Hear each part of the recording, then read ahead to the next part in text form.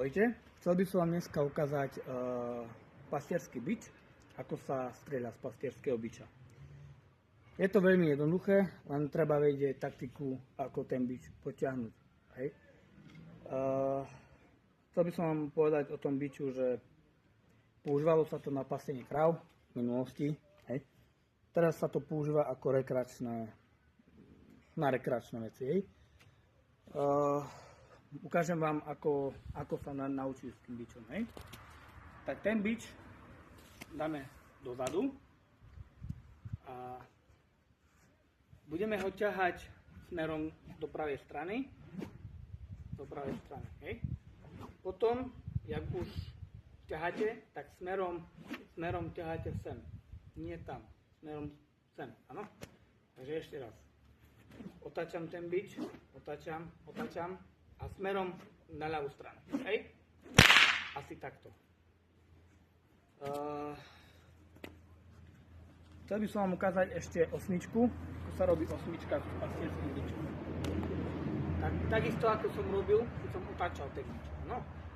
Otáčam a ideme. Do pravej strany. Do ľavej strany. Do pravej. Hej?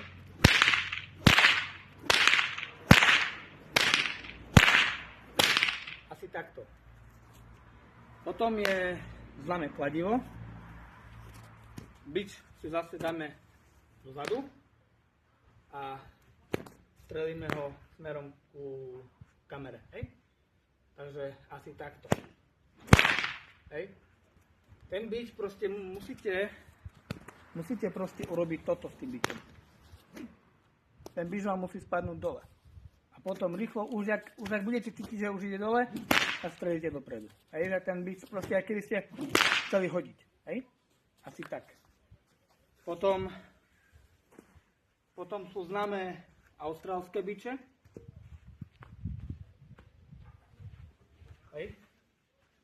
Austrálsky bič. Hej? To sa robí takto.